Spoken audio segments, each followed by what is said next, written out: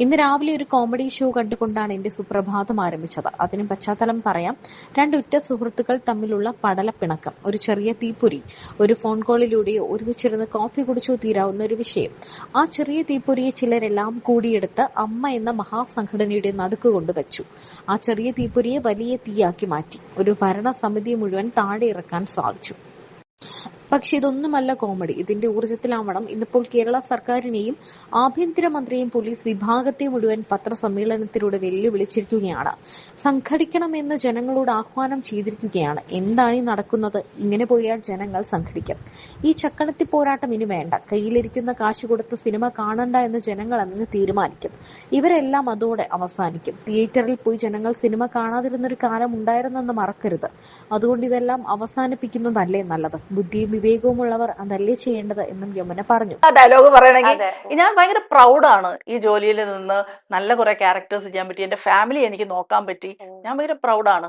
അപ്പൊ അങ്ങനെ വരുമ്പോ ഇത് ഈ പറയുന്ന കണക്ക് വലിയ സംഭവമൊന്നും ഇല്ല. അതാ ഞാൻ പറഞ്ഞത്, കുറച്ച് ആൾക്കാരുടെ അങ്ങോട്ടും ഇങ്ങോട്ടും ഉള്ള കുറെ ഈഗോയും പ്രശ്നങ്ങളുമാണ് ഇത്. അതൊക്കെ ഞാൻ വിശ്വസിക്കുന്ന ഇന്നും അതെല്ലാം മാറും. അല്ലാതെ ഈ വെളിയിൽ പറയുന്ന പോലത്തെ ഒരു തീവ്രവാദ സംഘടനയൊന്നും അല്ലത്.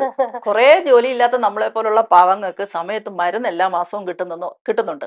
ഒന്ന് ആലോചിക്കുക. എനിക്ക് ഓപ്പണായിട്ട് പറഞ്ഞാൽ എനിക്ക് 20 വർഷമായി ഞാനൊരു ഷുഗർ പേഷ്യൻ്റ് ആണ്. ഇതാരും പറയത്തില്ല പുറത്തേക്ക്, പക്ഷെ ഞാൻ പറയാണ്, 20 വർഷമായി എനിക്ക് ഷുഗർ വന്നിട്ട്. എന്റെ മൂത്ത മോളെ പ്രഗ്നന്റ് ആയിരുന്നപ്പോൾ വന്നതാ എനിക്ക് പ്രഗ്നൻസി ഷുഗർ, ഡയബറ്റീസ് വന്നതാ. പക്ഷെ അത് കഴിഞ്ഞിട്ട് എനിക്കത് മാറിയില്ല, അത് കണ്ടിന്യൂ ചെയ്തു. അപ്പൊ എനിക്ക് മെഡിസിൻസ് അന്നോട്ട് ഞാൻ എടുക്കുന്ന ഒരാളാ. എന്റെ മോക്ക് ഇപ്പൊ 21 വയസ്സാവാറായി. അപ്പൊ ഇത്രയും വർഷത്തോട് ഞാൻ ആ മെഡിസിൻ എടുക്കുക. ഈ കഴിഞ്ഞ ഒന്നര വർഷത്തിന് മുന്നേ വരെ ഈ മെഡിസിൻസ് ഞാൻ വാങ്ങുക ചെയ്യുന്നത്. ഇപ്പൊ എനിക്ക് അമ്മയെന്ന മെഡിസിൻസ് കിട്ടുന്നുണ്ട്. അതൊരു വലിയ സഹായമല്ലേ? അല്ലേ? അപ്പൊ ഇതാരെങ്കിലും പറയുമോ? അതൊരു വലിയ സഹായമല്ലേ? ഒരാളുടെ മുമ്പിൽ പോയി, ഇപ്പൊ എന്റെ വീട്ടില് എന്റെ പിന്നെ ഹസ്ബൻഡ് ആവട്ടെ, മക്കൾ എന്റെ കൊച്ചുങ്ങളാണ്, എന്നാലും ഞാൻ പറയാം, ആരുടെ ഇപ്പൊ അമ്മമാരായാലും മക്കളുടെ മുമ്പിൽ പോയി എല്ലാ മാസവും മരുന്നിന് കൈനീട്ടേണ്ട ആവശ്യമുണ്ടോ? ഒന്ന് ആലോചിച്ച് നോക്ക്. നമ്മൾ എത്രയോ വർഷം ജോലി ചെയ്ത് എത്രയോ അമ്മമാർ ഇപ്പൊ പണിയില്ലാതിരിക്കുന്നു. അവര് പോയിട്ട് ഒരു മരുന്ന് തീർന്നിട്ട് പോയിട്ട്, എന്റെ മരുന്ന് തീർന്നു മോനെ, അല്ലെങ്കിൽ മോളെ, അല്ലെ ചേട്ടാ എന്റെ മരുന്ന് തീർന്ന് മേടിക്കാറായി. അവര് ഒരു ചോദ്യം തിരിച്ചു ചോദിക്കും, നിങ്ങൾ മരുന്ന് വിഴുങ്ങുകയാണോ എന്നെങ്ങാനും ചോദിച്ചാൽ എന്നെ സംബന്ധിച്ചൊക്കെ എന്റെ ആത്മാഭിമാനത്തെ മുറിവേൽക്കുന്നത് അത്. അല്ല, ഞാൻ പറയാണ്. അപ്പൊ അതൊന്നും നമുക്കൊക്കെ സുഖമായിട്ട് എല്ലാ മാസവും കറക്റ്റ് സമയത്ത് നമ്മുടെ വീടുകളിൽ മരുന്നെത്തുക, അതൊരു ചെറിയ കാര്യമാണ്. നമ്മൾ തേടി പോകുന്ന പോലും ഇല്ല, നമ്മുടെ വീട്ടിൽ ഡോർ സ്റ്റെപ്പിലെത്തുക മരുന്ന്. അത് ആര് ചെയ്യും? അത് ഇതൊരു വലിയ, എല്ലാത്തിനെക്കാട്ടി ഉപരി എനിക്ക് അതാണ് വലിയൊരു കാര്യമായിട്ട് തോന്നിയത്. അല്ലേ? നമ്മുടെ ആരോഗ്യമാണ്, ഹെൽത്ത് ഉണ്ടെങ്കിലേ വെൽത്ത് ഉള്ളെന്ന് പറയും. അല്ലെ? അത് കറക്റ്റ് ആയിട്ട് നമുക്കൊരു സംഘടനയിൽ നിന്ന് ഇത്രയും കാര്യമായിട്ട് നമ്മളെ പ്രൊട്ടക്ട് ചെയ്ത് കാര്യങ്ങൾ ചെയ്യുന്നു. അതേപോലെ എല്ലാ മാസവും 5000 രൂപ വരുന്നത്, അല്ലെ? ഒരാൾ നമ്മുടെ ഇഷ്ടത്തിന്, ഇപ്പൊ എന്നെ സംബന്ധിച്ച് എന്റെ ഇഷ്ടത്തിന് എനിക്കൊരു ബറോട്ടയും ചിക്കൻ കറിയും അല്ലെങ്കിൽ ചിക്കൻ ഫ്രൈയും കഴിക്കണമെന്ന് തോന്നി, എനിക്ക് ആരടുത്തും ചോദിക്കണ്ട, എനിക്ക് 5000 രൂപ എന്റെ അക്കൗണ്ടിൽ വരും. ഇതൊക്കെയുള്ള ചെറിയ കാര്യമാണോ? അപ്പൊ ആരും നല്ല കാര്യങ്ങൾ പറയുന്നില്ല. ഇപ്പം ശ്വേത ഇപ്പം പ്രസിഡന്റ് ആയിരുന്ന സമയത്ത് ബ്രസ്റ്റ് ക്യാൻസർ ക്യാമ്പ് ഉണ്ടായിരുന്നു, ഐ ക്യാമ്പ് ഉണ്ടായിരുന്നു. അതിപ്പോ തിമിരത്തിന് ഒരുപാട് പേർക്ക് സർജറി ഒക്കെ ഫ്രീ ആണ്. ഇതൊക്കെ ചെറിയ കാര്യമാണോ? നമ്മൾ അല്ലാതെ ഒന്ന് ഹോസ്പിറ്റലിലോട്ട് ഒരു മൂക്കിപ്പനിക്ക് പോയാൽ തന്നെ എത്ര രൂപയാവും? അല്ലേ? അപ്പൊ ഇതൊന്നും ആരും സംസാരിക്കുന്നില്ല. അപ്പൊ നമ്മൾ പറഞ്ഞു വന്നപ്പോ അമ്മയുടെ പ്രശ്നങ്ങളെ പറ്റിയാണ് പറഞ്ഞു തുടങ്ങിയെങ്കിലും ചേച്ചി പറഞ്ഞത് എനിക്ക് തോന്നുന്നു ആരും ഇതുവരെ ഇത്രയും ഓപ്പൺ ആയിട്ട് അമ്മയിൽ നടക്കുന്ന കാര്യങ്ങൾ നമ്മൾ പറഞ്ഞു പോകുന്നതല്ലാതെ, ചാരിറ്റി സംഘടനയാന്ന് പറഞ്ഞു പോകുന്നതല്ലാതെ ഇങ്ങനെ എടുത്തെടുത്ത് ഓരോ കാര്യങ്ങൾ പറയുന്നത് ആദ്യമായിട്ടാണ് ഞാൻ കേൾക്കുന്നത്. പക്ഷെ അതൊരു പോസിറ്റീവ് ആയിട്ടുള്ള ഒരു അപ്രോച്ച് ആയിട്ട് ഞാൻ അവിടെ ഈ സംസാരിച്ചപ്പോ പോലും ഞാൻ ആദ്യം സംസാരിച്ച ആ 3-4 വാക്കുകളാണ് ഈ പുറത്തേക്ക് വന്നേക്കുന്നത്. അല്ല, 3 സെന്റൻസേ വന്നിട്ടുള്ളൂ. അതിനുശേഷം ഞാൻ പറഞ്ഞത് നമ്മളെല്ലാം കലാകാരന്മാരാണ്, അവരുടെ ഭാഗത്ത് തെറ്റുകൾ ഉണ്ടായിട്ടുണ്ട്. ആ കമ്മിറ്റിയിൽ ഇരുന്നവർ അങ്ങോട്ടും ഇങ്ങോട്ടും ഒക്കെ തെറ്റുകൾ ഉണ്ടായിട്ടുണ്ട്. അവരെല്ലാരും ജനറൽ ബോഡിക്ക് മുമ്പിൽ വന്ന് ക്ഷമ ചോദിച്ചിട്ട് നമ്മളെ കൊണ്ടൊരു മാപ്പ് കൊടുക്കാൻ പറ്റുമെങ്കിൽ എല്ലാരും കൂടെ സഹകരിച്ച് നിന്നുകൊണ്ട് അവർക്കൊരു കുറച്ചുകൂടെ നന്നാക്കാൻ ഒരു അവസരം വേണമെങ്കിൽ എല്ലാവർക്കും കൂടെ കൊടുക്കാം എന്നുള്ളൊരു സജഷൻ ഞാൻ അവിടെ പറഞ്ഞായിരുന്നു. പക്ഷെ അത് പുറത്തേക്ക് വന്നില്ല. ആദ്യം പറഞ്ഞുള്ളൂ. പക്ഷെ എന്നാലും ഞാൻ പറയുന്നു, കുറെ പാകപ്പഴ അവിടെ സംഭവിച്ചു പോയി. അതിപ്പോ ഓപ്പൺ ആയിട്ട് എല്ലാരും പുറത്ത് ഇതുണ്ട്. അത് വരാൻ പാടില്ലായിരുന്നു. അത് ശ്രദ്ധിക്കേണ്ട ചുമതല ശ്വേതയ്ക്കുണ്ടായിരുന്നു. അത് ശ്വേതയുടെ ഭാഗത്തുനിന്ന് ചെറിയൊരു മിസ്റ്റേക്ക് പറ്റി. കുറച്ച് കാര്യങ്ങൾ നമ്മൾ പുറത്തേക്ക് ഇത്രയും അങ്ങ് മോശമാവാതെ അതിനെ എത്തിക്കാമായിരുന്നു എന്ന് ഒന്ന് ചേച്ചിക്ക് സോൾവ് അതിനകത്ത് തന്നെ എന്തെങ്കിലും തരത്തിൽ സോൾവ് ചെയ്യാമായിരുന്നു. അതെ, ഒരു പ്രസിഡന്റ് എന്ന നിലയിലല്ലേ അല്ലെങ്കിൽ കൂടി ഒരു സഹപ്രവർത്തക എന്ന നിലയിലായിട്ടും നിന്നിട്ട് അതിനെ സോൾവ് ചെയ്യായിരുന്നു എനിക്ക് തോന്നി. എന്റെ അഭിപ്രായമാണ് ഞാൻ പറയുന്നത്. അതെ, ഒരു ഫാമിലിയിൽ നടക്കുന്ന ഒരു ഫാമിലി നടക്കുന്ന ഒരു വിഷയം ഇപ്പൊ അതിന് സ്ഥാനമോ മാനമോ ഒന്നും നോക്കേണ്ട കാര്യമില്ല. നമുക്ക് സോൾവ് ചെയ്യാൻ പറ്റുന്ന കാര്യങ്ങളാണെങ്കിൽ സൗഹൃദപരമായി ഒരു സുഹൃത്തായി നിന്നുകൊണ്ടായാലും നമുക്ക് കുറെ കാര്യങ്ങൾ ചെയ്യാൻ പറ്റുമല്ലോ. അതെനിക്ക് തോന്നിയായിരുന്നു. അപ്പൊ ഏതായാലും നമ്മൾ തുടങ്ങിയത് വളരെ സീരിയസ് ആയിട്ട് അമ്മയുടെ കാര്യം പറഞ്ഞിട്ടാണ്. അത് ചേച്ചി തന്നെ ഒരു പോസിറ്റീവ് നോട്ടിൽ എൻഡ് ചെയ്തു. കുറെ അമ്മയുടെ നല്ല കാര്യങ്ങൾ, അമ്മ സംഘടന ചെയ്യുന്ന ഒത്തിരി നല്ല കാര്യങ്ങൾ ചേച്ചി പറഞ്ഞു. അപ്പൊ ഏതായാലും നമ്മൾ ആ വിഷയങ്ങൾ ഒരു സൈഡിലേക്ക് അങ്ങോട്ട് നീക്കി വെക്കുകയാണ്.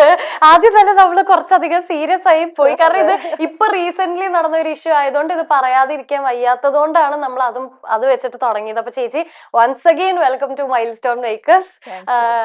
ചേച്ചി സീരിയസ് ആയി പോയോ ആദ്യം? ഒരു സീരിയസ് ഇല്ല, ഞാൻ സത്യസന്ധമായുള്ള കാര്യം പറഞ്ഞത്, വേറൊന്നുമല്ല. അതെ, എനിക്ക് അത് പേഴ്സണലി ചേച്ചിനോട് ചോദിക്കണം എന്ന് തോന്നി. നമ്മള് ചേച്ചി എപ്പോഴും സ്റ്റേൺ ആയിട്ട് ഭയങ്കര ഓപ്പൺ ആയിട്ട് എല്ലാ കാര്യങ്ങളും പറയുന്നത് കൊണ്ട് ചേച്ചിയുടെ അഭിപ്രായം കൂടെ കേൾക്കാൻ ഒരു ക്യൂരിയോസിറ്റി എനിക്കും പ്രേക്ഷകർക്കും എന്തായാലും അന്ന് നടന്നതിന്റെ ഒരു ക്ലാരിറ്റി. അപ്പൊ നമുക്ക് അമ്മ സംഘടനയുടെ പ്രശ്നങ്ങൾ ഒരു സൈഡിലേക്ക്, പ്രശ്നമൊന്നുമില്ല, അതെല്ലാം ഇപ്പൊ നല്ല നീറ്റായിട്ട് അതെ ഉടനെ തന്നെ അത് തിരിച്ചു വരും. വളരെ സ്ട്രോങ്. ചേച്ചി വന്നപ്പോ തന്നെ എനിക്ക് ചേച്ചിയോട് പറയണതുണ്ടായിരുന്നു, ചേച്ചി ഭയങ്കര സുന്ദരിയായിട്ടുണ്ട്. നമ്മൾ സീരിയസ് ആയിട്ടുള്ള ചർച്ചകൾ മുഴുകിയിരിക്കുന്നത് കൊണ്ട് എനിക്കത് പറയാനുള്ള ഒരു ഗ്യാപ്പ് കിട്ടിയില്ല. എനിക്ക് തോന്നുന്നു ചേച്ചി കൊച്ചിയിൽ വരുമ്പോ ഒരു പ്രത്യേക സൗന്ദര്യം ചേച്ചിക്ക് ഉണ്ട്. ചേച്ചി ഈ തിരുവനന്തപുരത്ത് എന്തിനാണ് അവിടെ തന്നെ പറ്റിപ്പോ നിക്കുന്നത്? ചേച്ചിക്ക് കൊച്ചിയിലേക്ക് തിരിച്ചു വന്ന് ഇവിടെ ഒന്ന് സെറ്റിൽ ആയിക്കൂടെ? അപ്പൊ നമുക്കും ചേച്ചീനെ ഇടക്കിടക്ക് കാണാം. ഇങ്ങനെ സത്യം. അപ്പു കൊറേ പ്രാവശ്യം വിളിക്കാറുണ്ട്, ചേച്ചി ഒരു ഇന്റർവ്യൂ തരും, വരൂ ചേച്ചി ഇടയ്ക്കൊന്ന് വരും. പക്ഷെ ഞാൻ ഇപ്പൊ തന്നെ എനിക്ക് തോന്നുന്നു എത്രയോ കാലത്തിന് ശേഷം ഒരു ഇന്റർവ്യൂ ഇപ്പൊ തരുന്നത്. എത്ര പേര് ഇടയ്ക്ക് വിളിച്ചു. ഞാൻ ഒരു ചാനലിലും കൂടെ വിളിക്കാറുണ്ട്, ഇതേപോലെ ഒരുപാട് പേര് വിളിക്കാറുണ്ട്. പിന്നെ എന്താണ് ഇത്ര എപ്പോഴും പറയാൻ പ്രത്യേകിച്ചൊന്നും ഇല്ലല്ലോ. ഇഷ്ടംപോലെ വിശേഷങ്ങൾ നമുക്ക് ചോദിച്ചറിയാനുണ്ട്. ഇതാണ് മെയിൻ. ചേച്ചി അവിടെ ഇപ്പൊ തിരുവനന്തപുരത്ത് സെറ്റിൽ ആയിരിക്കും, ചേച്ചി കൊച്ചിയിലാണ്, എപ്പോ വന്നു പോകുന്നു പോലും നമ്മൾ അറിയുന്നില്ല. അപ്പൊ അതാണ് നമുക്ക് കൊച്ചിയിലേക്ക് സെറ്റിൽ. ഞാൻ കഴിഞ്ഞ ദിവസം ഒരു വീഡിയോ ചെയ്തിരുന്നു. അതിൽ ചില കമന്റുകൾ കണ്ടു.